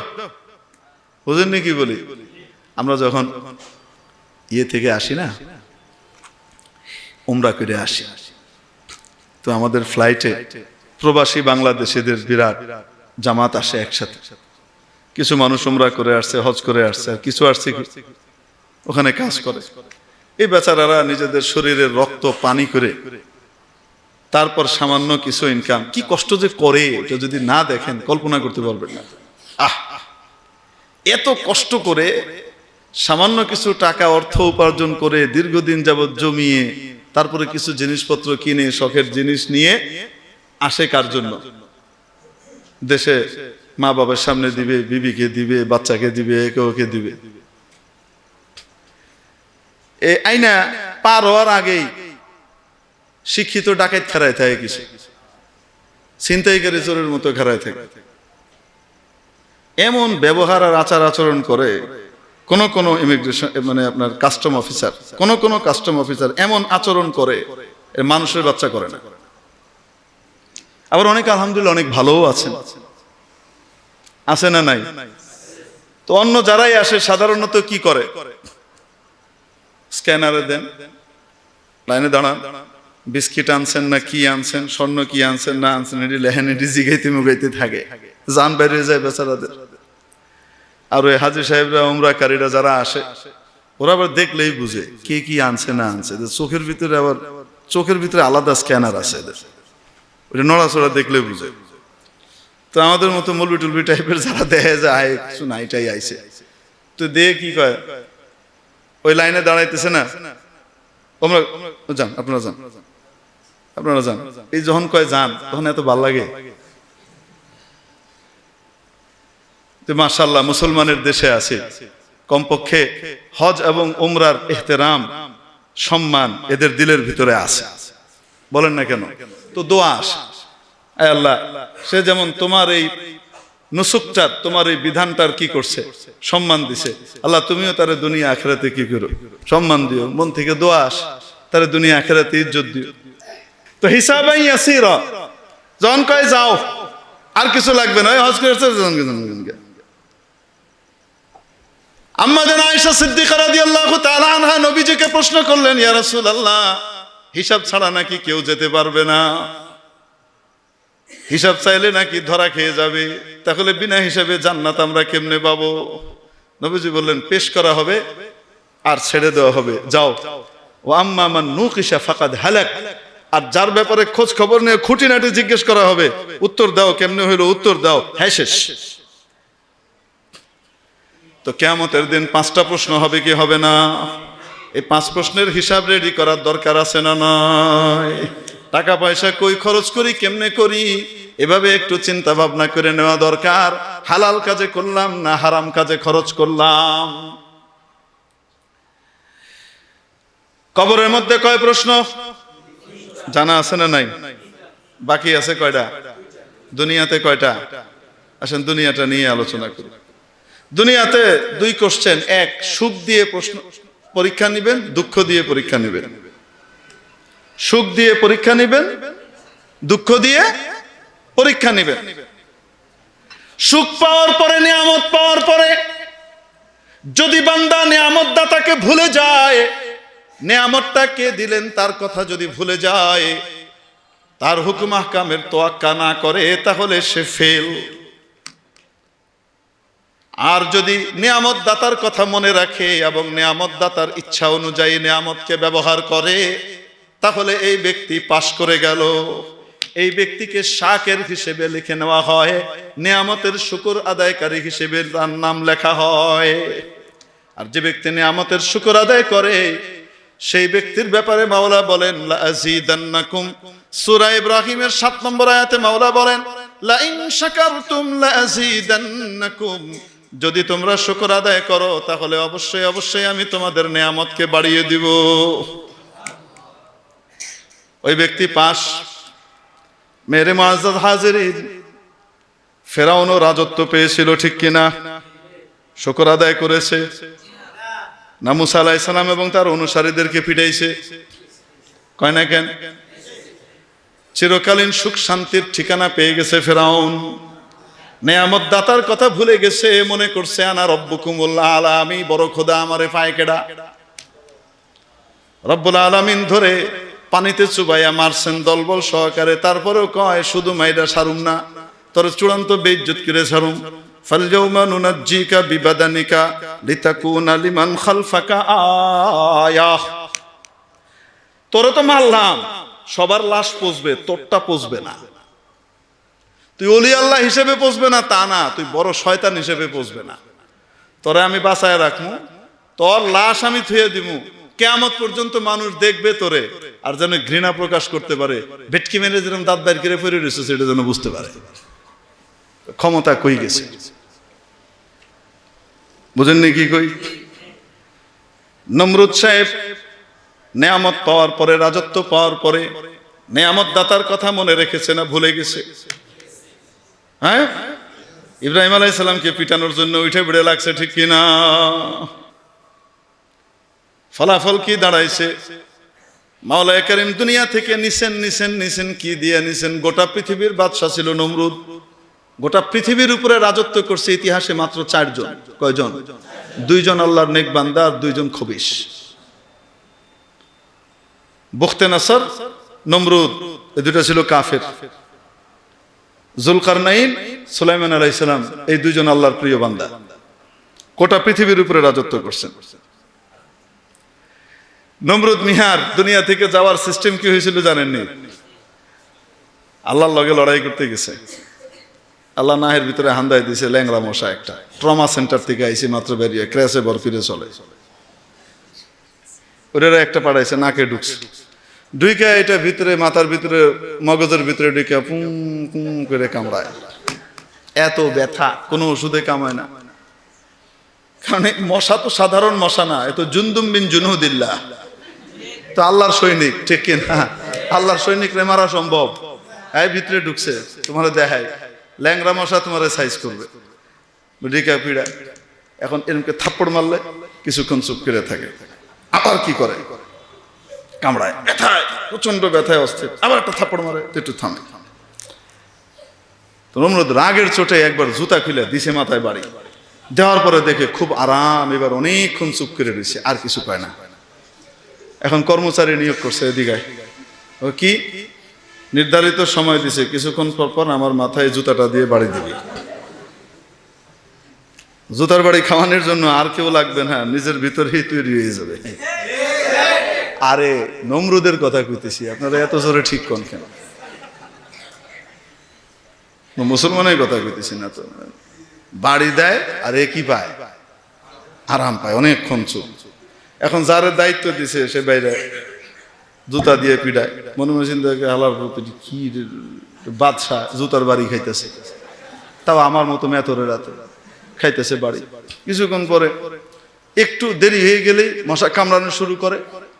ঘুম তো নাই, জুতার বাড়ি মাথায় কিছুক্ষণ পর পর পড়লে ঘুমায়, ঘুম তো নাই, মাথা ব্যথায় অস্থির, মেজাজ খারাপ হয়ে গেছে, দিছে রাগারাগি করে, খুব রাগারাগি করছে, হেরো গেছে মেজাজ খারাপ হয়ে।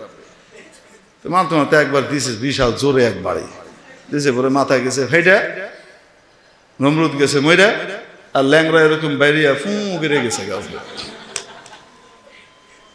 তো নেয়ামত দাতার যিনি নিয়ামত দিলেন, নিয়ামতের শুকর আদায় না করলে, অতীতের কথা ভুলে গেলে, অতীতের কথা ভুলে গেলে, কি ছিলাম কি হইলাম, আমাকে দিল কে?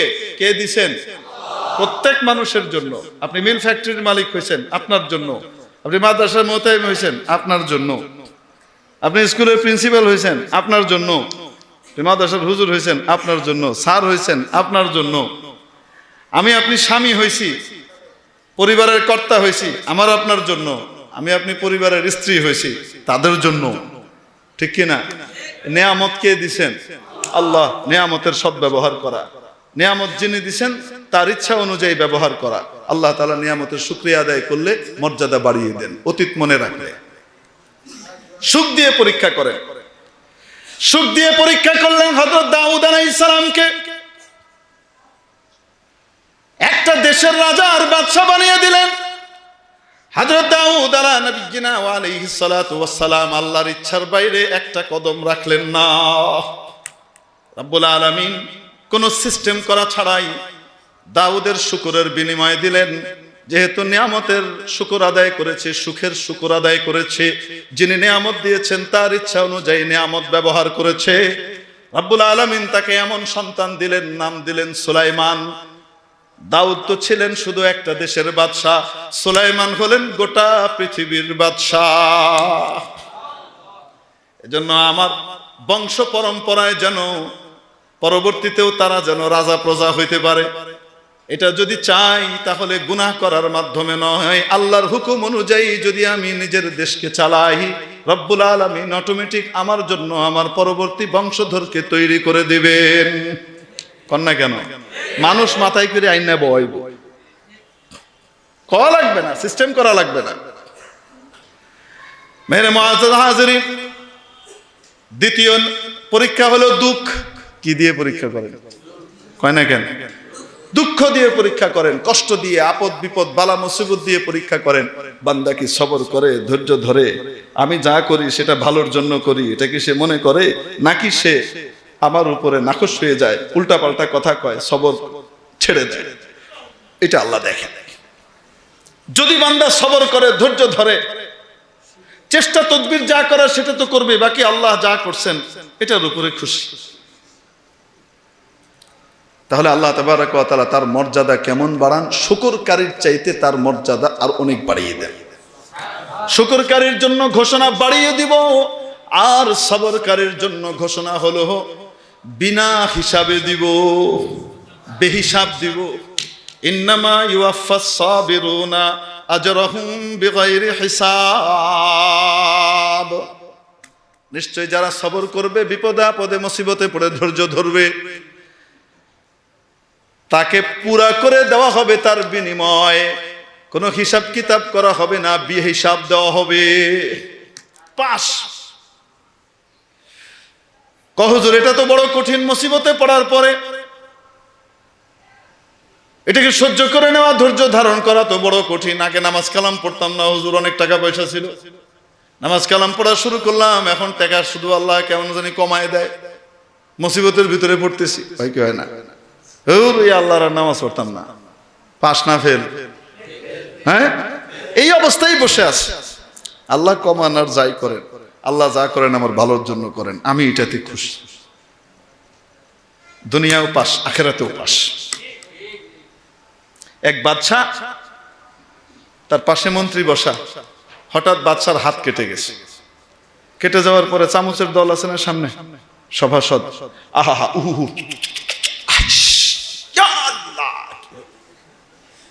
শুরু হয়ে গেছে। ব্যথা পাইছে 1 আনা, না ব্যথা হয়েছে 10 আনা। কয় না কেন? বাকি 10 আনা 9 আনা হইলো আল্লাদের ব্যথা। মন্ত্রী পাশ থেকে কয় আঙ্গুলি তো কাটছে, আপনি রাজা মশাই, এত হাউতাস, এত কিছু করার নেই, অস্থির হওয়ার কিছু নাই, ডাক্তার সাহেব আছে, ঠিক করে দিবেন, কিছু হবে না, আল্লাহ যা করে ভালোর জন্য করে। তালবাজদের তাল আর তেলওয়ালাদের তেল খাইয়া পিছলা হয়ে গেছে, তখন পিছলা খাই বেড়ে গেছে রাজা। রাজা কয় তুই এলি বিরোধী দলের চর, আমার এই ন্যায় বিশ্বাস, এই সবাই আমাকে ভালোবাসে, এটা হলো অন্য দলের এ ন্যায় বিশ্বাস। হাত কাটছে আমার, ব্যথা করে আমার, হ্যাঁ কয় আল্লাহ যা করে ভালোর জন্য করে। এটাকে নিয়ে জেলখানায় বল। এখন ইনি বড় আলেম ছিলেন, একজন সত্যিকারের ভালো পরামর্শদাতা ছিলেন। তিতারে তিতা, মিডারে মিডা, হাসারে হাসা, মিশারে মিশা, সাদারে সাদা, কালারে কালা, এটাই কুয়ে দিতেন। ইডিতের অপরাধ এখন দূরে কুয়ে বেরিয়ে দিছে, ভিতরে হান্দায় দিছে, বুঝেননি? মন্ত্রিত্ব শেষ। যখন হাত কড়া পরায় নিয়ে যায়, তখন মন্ত্রী সাহেব ঘুরে তাকায় হাইসা বলে, হ্যাঁ হেলমেট টেলমেট অনেক কিছু লাগাইছে, এমনি এমনি যাওয়ার সময় কয় আল্লাহ যা করে ভালোর জন্য করে। এই যে জেলখানায় পাঠাইতেছেন, এটাও আল্লাহ যা করে ভালোর লেগেই করে, এটার ভিতরে ভালো আছে। রাজা কয় মন্ত্রিত্ব হারায় মাথা খারাপ হয়ে গেছে, জেলে যায়, কয় আল্লাহ যা করে ভালো লেগে করে। কিছুদিন পরে রাজা মশাই শিকারে বেরোছে। শিকার দেখার পরে শিকারও পালায়, শিকারিও তার পিছনে ধাওয়া দেয়। রাজার সাথে বাহিনী আছে, তারাও দৌড়াইতেছে। হঠাৎ ধুলি ঝড় উঠছে, এই সন্ধ্যা হই হই সময় ধুলি ঝড় উঠছে। এখন বালু টালু চোখের ভিতরে ঢুকায়, কে কি সামলাবে, যে যার চোখ সামলাইতেছে। এক একজন এক এক দিকে চলে গেছে, অন্ধকার নেমে আসছে, এখন কেউ কাউকে দেখে না। রাজার দল তো একসাথে আছে, কিন্তু রাজা নাই, রাজা আলাদা হয়ে গেছে, বিচ্ছিন্ন হয়ে গেছে। এখন রাজার অবস্থা জঙ্গলের ভিতরে আইকার খালু, এই অবস্থা হয়েছে। পড়বি তো পড়বেটা মালির ঘরে ধরা পড়ছে জঙ্গলিদের হাতে। জঙ্গলিরা ধরে তাদের সর্দারের কাছে নিয়ে গেছে। সর্দার দেখে বলে, হ্যাঁ জবরদস্ত একটা লালটু বালটু পাওয়া গেছে, এরকম নাদুস নুদুস লাল টুকটুকি তো পাওয়া যায় না। এক কাজ কর, দেবতাকে খুশি করার জন্য এইটাকেই বলি দিব। এটারে দেবতার নামে কি দিব? আরে বলে দিব মানে আমগো ভাষায় কোরবানি দেওয়া আর কি। এটারে কি করব? কোরবানি দিব, দেবতা খুশি হবে। যেই কথা সেই কাজ, একদম মধ্যরাতে ঠিক কাটায় কাটায় সময়ে বলে দেওয়া হবে। ওইভাবে কি করা হয়েছে, তাকে বাঁধা হয়েছে, বেদের ভিতরে হাত পা বেঁধে রাখা হয়েছে। পুরোহিতরা সব দেবতাদের কি করতেছে, দৃষ্টি আকর্ষণের জন্য ভজন পড়তেছে, এরকম করে করে কি করতেছে, পড়তেছে। আর প্রধান পুরোহিত, আরে আমরা কই না ইন্না সলাতি ওয়া নুসুকি ওয়া মাহইয়ায়া ওয়া মামাতি লিল্লাহি রাব্বিল আলামিন, ওইডি পড়তেছে আর কি এরা হ্যাগো ভাষায়। এর ভিতরে চলে আসছে প্রধান পুরোহিত, এভাবে উঠাইছে, কি করবে, কোপটা মারবে। বড় হুজুর কোপটা মারার আগ দিয়ে হঠাৎ নজর পড়ছে কোথায়, আঙ্গুলের দিকে, আঙ্গুল কাটা। ছুরি নামায় কয় রাজা মশাই তো চলবে না। কয় কেন? ডিফেক্টেড মাল, আঙ্গুল কাটা, এটা তো দেবতারে দেওয়া যাবে না। এই মিয়া কান কাটা গরু দিয়ে কোরবানি হয়? এটা হ্যাগো ধর্মেও আছে, ডিফেক্টেড মাল, এটা দিয়ে হবে না। হবে না। যাই হোক, তাদের আবার ধর্মের রীতি ছিল জঙ্গলিদের, যে দেবতার মুখ থেকে ফিরে আসবে তারে আবার কিছু কওয়া যাবে না, কারণ সে মুতাক মিনের দেবতা, মিন কিবালির দেবতা, দেবতার পক্ষ থেকে আজাদ করা, এর কিছু কওয়া যাবে না। যাক, এর আর কিছু কইলু না। সকালবেলায় রাজার বাহিনী এসে তাকে উদ্ধার করে নিয়ে গেছে। রাজা যাইতে যাইতে চিন্তা করতেছে, এই মন্ত্রী যেটারে আমি আসলে আমার বিরোধী মনে করছিলাম, এটাই তো আসলে ভালো মানুষ, ওইটার কারণেই তো আজকে বেঁচে গেলাম। আল্লাহ যা করে ভালোর জন্য করে, কথা তো হাসাই করছিল, বুঝলাম না। আজকে যদি আঙ্গুলটা কাটা না হইতো তাহলে তো সারছিল কাম, বুঝাইছে নি? তো সিদ্ধান্ত নিছে, আইসে বৈশাই আদেশ জারি করছে, মন্ত্রী সাহেবকে নিয়ে আসো, সসম্মানে পুনরায় পুনর্পদে বহাল এবং দ্বিগুণ সম্মানী। এখন উনি বসছেন এখানে, বিশাল সম্মান শুরু হয়ে গেছে। মন্ত্রী, এইটা বলো তো দেখি, আমার আঙ্গুল কাটার ভিতরে যে আল্লাহ যা করে ভালোর জন্য করে, এটা তো বুঝছি। তুমি যে জেলে গেলা আর তুমি কইলে আল্লাহ যা করে ভালোর জন্য করে, জেলে যাওয়াটাই বালা, এটা কেমনি হইলো এটা বুঝাও। রাজা মশাই, আপনি বুঝেন নাই এখনো? কারে আপনার সেনাবাহিনী দলবল এরা তো বিভিন্ন সময় আপনার কাছ থেকে আলাদা হয়, ঘরে বাইরে সব জায়গায়। কোনো সময় আমি কি আপনার কাছ থেকে আলাদা হই? শিকারে গেলে আমিও তো আপনার সাথেই থাকতাম, হারাইলে আমরা দুইজন এক লগেই হারাইতাম, ধরা পড়লেও দুইজন এক লগে ধরা পড়তাম। আপনি তো আঙ্গুল কাটা দিয়ে বেঁচে যাইতেন, আমি তো গেছিলাম, তো আমার জেলখানা আমার লেগে সেফ হাউস ছিল, আল্লাহ আপনারা দিয়ে ভিতরে ঢুকাই দিছে। বুঝেন নাকি? তো আল্লাহ যা করে, যে কোনো বিপদ আপদে পড়লে এটাই মনে করতে হবে, মা সাবা মিন মুসিবাতিন ইল্লা বিইذনিল্লাহ, মা সাবা মিন মুসিবাতিন ইল্লা বিইذনিল্লাহ। হযরত শেখুল হাদিস সাহেব রহমতুল্লাহ আলাইহি, আল্লাহ তাআলা গরিকে রহমত করেন, কবরকে নূর দ্বারা ভরপুর করে দেন। হযরতের কাছে জেলখানা থেকে একবার ওনার কিছু শাগরিদ চিঠি লিখছিল যে, হযরত সান্ত্বনার জন্য কিছু দেন, বড় কষ্টে আছে। তো হযরত এক আয়াত লিখে পাঠাইছিলেন, চিঠি লিখছিলেন, সেই চিঠির ভিতরে পরে এক আয়াত লিখে পাঠাইছিলেন। বলছিলেন, প্রথম অংশটা তেলাওয়াত করবা ইস্তেহজারের সাথে, মানার ইস্তেহজারের সাথে। দ্বিতীয় অংশটা তেলাওয়াত করবা ইস্তিলজাদের সাথে। কিসের সাথে? প্রথম অংশ অর্থ হাজির করে মনের মধ্যে, আর দ্বিতীয় অংশ তেলাওয়াত করবা কিভাবে? মজা নিয়া, স্বাদ নিয়া। কি নিয়ে? কুল লা ইউসিবানা ইল্লা মা কাতাবাল্লাহু লানা হুয়া মাওলানা। হযরত লিখে পাঠাইলেন, লাই, ও নবী আপনি বলে দেন, আমাদের কাছে কোনো আপদ বিপদ বালা মুসিবত পৌঁছাইতে পারে না, তবে যেটা মাওলা লিখে দেন সেটাই পৌঁছায়। তাহলে যেটা পৌঁছাইছে কার অনুমোদন ক্রমে? তা আল্লাহ চাইছে, আইছে, অসুবিধা কি? এটার অর্থটা মনে রাখবা, হুয়া মাওলানা। এই অংশটা পড়বা মজা নিয়ে, স্বাদ নিয়ে।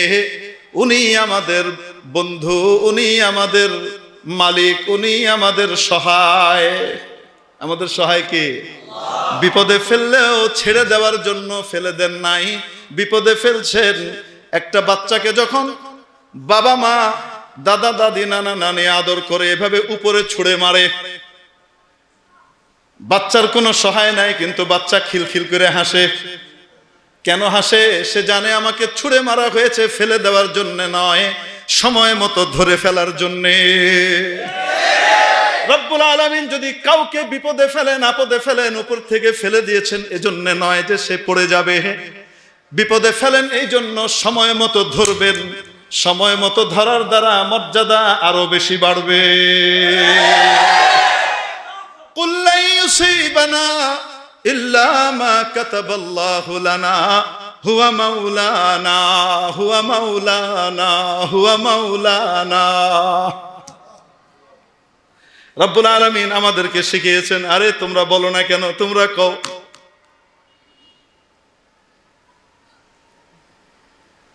আল্লাহ আমাদের মাওলা, ওয়া আন্নাল কাফিরিনা লা মাওলা লাহুম।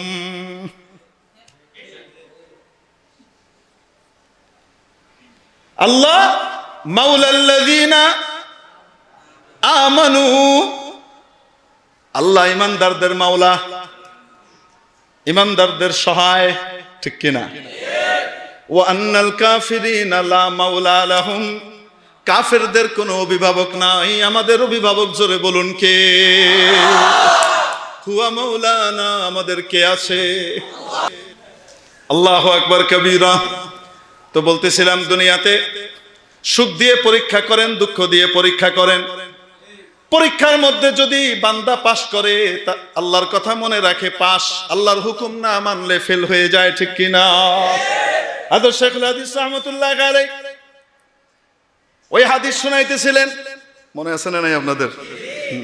যে ব্যক্তি অতীত ভুলে যায় সে ধরা খায়, আর যে অতীত মনে রাখে সে কামিয়াব হয়, দুনিয়াতেও আখিরাতেও। বলবো নি? বলে শেষ করে দিই। 3 ব্যক্তির কাছে আল্লাহ তাআলা পাঠাইলেন।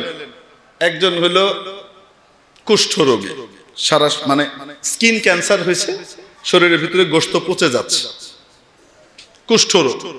মানুষ ছোঁয়াচে রোগ মনে করে, জুদাম, মানুষ কাছে যায় না, ওই দূরে ফেলায় দেয়, গায়ে থেকে গন্ধ আসে, পোকা। আরেকজন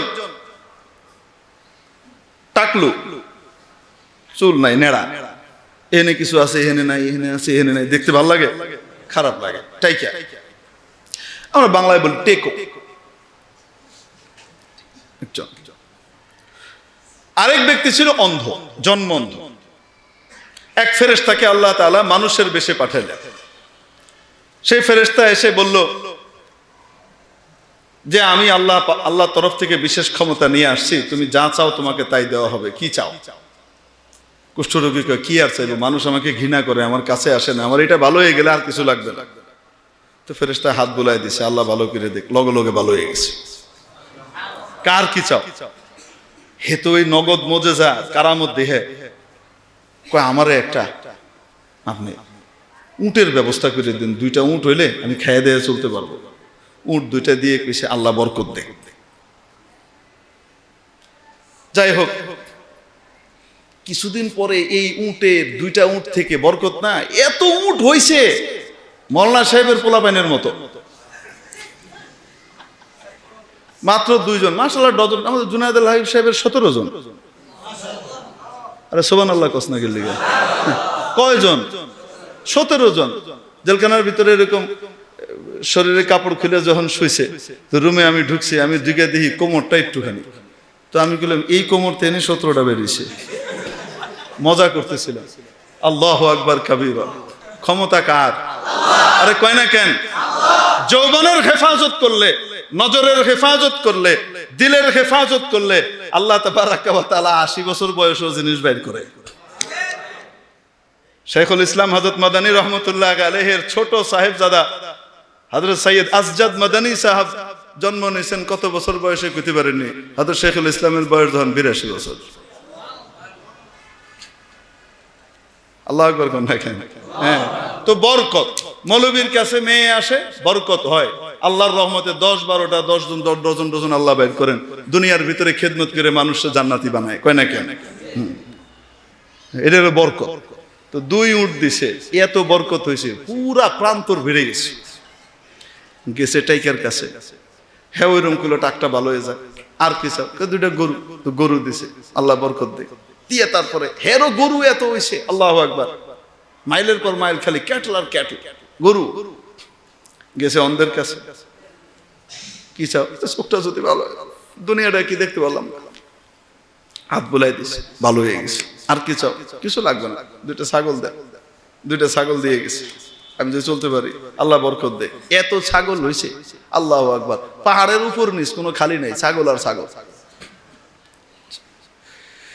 অনেক দিন পরে এখন 3 জন সমাজের খুব সম্মানী ব্যক্তি, অনেক টাকাওয়ালা, পাত্তিওয়ালা আসছে।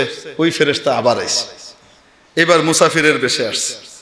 এসে বলতেছে, আমি একজন গরিব মানুষ, মুসাফির, আমার পথে যাওয়ার রাস্তার খরচ নাই, আপনি যদি একটা উট দিতেন আমাকে, তাহলে আমি উটটা দিয়ে আমার বাড়ি পর্যন্ত চলে যেতে পারতাম, দয়া করে যদি একটু দিতেন। আল্লাহ আপনাকে অনেক উট দিচ্ছেন। কত উট? ফুড ফর ওয়ার্ক, কাজের বিনিময়ে খাদ্য। ফুট ফালতু নাকি? কয় আপনি না এরকম স্কিন ক্যান্সারের রোগী ছিলেন, গোশত খুশে খুশে পড়তো, পোকা ছিল, গন্ধ বের হইতো, মানুষ কইতো ফসা। আপনার কাছে মানুষ আইতো না। আপনার না আল্লাহ এরকম ভালো করে দিল, এত ওর দিল। কবে আমি এই ছিলাম? জীবনে কোনোদিন আমার এই ছিল না। কিসের আল্লাহ আমারে দিছে? এই যা কিছু কামাইছি আলা ইলমিন ইনদি, ইন্নামা উতিতুহু আলা ইলমিন ইনদি, আমার যোগ্যতা বলে আমি কামাইছি। কি কস না কস এডি? হ্যাঁ, আচ্ছা ঠিক আছে, তাহলে আপনি কোনোদিন এরকম ছিলেন না? না কয় না। যদি মিশা কথা কয়ে থাকেন, অতীত যদি ভুলে গিয়ে থাকেন, তা আপনি যা ছিলেন তাই হয়ে যান। লগে লগে কুষ্ঠ হয়ে গেছে, উৎসব মেরে গেছে। পাস না ফেল, নেয়ামত দিছে, অতীত ভুলে গেছে। বুঝতে পারছেন না? নাই। তারপরে গেছে দ্বিতীয় জনের কাছে, হের কাছে এরকম চাইছে, হেও তো আরো ফাপড় লইছে। আচ্ছা, যদি আল্লাহ কোনোদিন আপনারা না দিয়ে থাকে, আর আপনার যদি এরকম কোনোদিন না থেকে থাকে, এটা কি আপনি কোনোদিন ছিলেন না? মানুষ আপনার টাকলু কইতো, টাকলা কইতো, টাকালা টাকালা টাকালু দিয়ে মাছদার বানাইতো, হ্যাঁ, গর্দন বানাইতো। আপনি যদি কোনোদিন এরকম না হয়ে থাকেন, তো তাহলে ঠিক আছে, তাহলে আপনি আগে যা ছিলেন তাই হয়ে যান। তো লগে লগে তাই হয়ে গেছে। আবার শরীরের কাপড় চোপড় সব পেড়ে গেছে গা, আর এরকম টেক্কি হয়ে গেছে, চোখ এরকম বেরিয়ে গেছে, হ্যাঁ, দেখতে এরকম বিদঘুটে লাগে, হ্যাঁ, আর কোনো দেশ জায়গা দিতে রাজি নেই অবস্থা দিয়ে। তারপরে শেষ পর্যন্ত গিয়ে কি করছে, আপনার ওই গরু যা আসলে হেগুলেও কি মেরে শেষ গেছে অন্ধের কাছে, ছাগলওয়ালার কাছে। আমার এরকম মুসাফির, একটা ছাগল হইলে আমি এটার খরচ বেচে, এটা বেচা খরচ দিয়ে চলে যেতাম বাড়িতে। কয় কি কন আপনার, একটা ছাগল কেন? আপনার যেই কয়টা ছাগল লাগে আপনি নিয়ে যান, এগুলি তো আমার কিচ্ছু ছিল না, এগুলো আল্লাহ আমাকে দিছেন। আরে আমি অন্ধ ছিলাম, আপনি জানেন, আমি কিছু দেখতাম না। একদিন এক ফেরেশতা আসছে মানুষের বেশে, এসে আমাকে এই বলছে, এইভাবে দিছে, আল্লাহ দিছেন, আল্লাহ দিছেন, আল্লাহর জন্য নিছে। আপনি যা চান লয়ে যান। আপনার মাদ্রাসার জমি কিনতে হবে, লয়ে যান। আপনার পিলার করতে হবে, লয়ে যান। মাদ্রাসার ছাত্রদের খাওয়ান লাগবো, লয়ে যান। কত লোকে লয়ে যান, যা ইচ্ছা আপনি লয়ে যান, আল্লাহ দিছে। ফেরেশতা বলতেছেন, নেওয়ার জন্য আসি নাই, পরীক্ষা করার জন্য আসছিলাম। তুমি পাস করছো, ওগুলি ফেল করছে, ওরা শেষ। আর তোমার জন্য দোয়া করতে বলা হয়েছে যেন আরো বেশি বরকত হয়। আল্লাহ তাআলার দোয়া কবুল করলেন, তার আরো বেশি বরকত হয়ে গেল। হাদিসের ভিতরে অতীত টতীত এত কিছু নাই, ইতিহাস টিতিহাস এত কিছু নাই, জাতি টাতি কিছু নাই। এই হাদিস থেকে হযরত শেখুল হাদিস রহমতুল্লাহ আলাইহি ইস্তেদলাল করে বুঝাইতেছেন, যেই জাতি তার অতীতকে ভুলে যায়, তার উত্থানের আগের কথাটা ভুলে যায়, সে ধ্বংস হয়ে যায়। আর যেই জাতি তার আগ পর মনে রাখে, সেই জাতিকে আল্লাহ তাআলা শুকরগুজার বান্দা হিসেবে নিয়ামত দান করেন। পাপড়ি টিভি, হক্কানি ওলামায়ে কেরামের মুখপাত্র।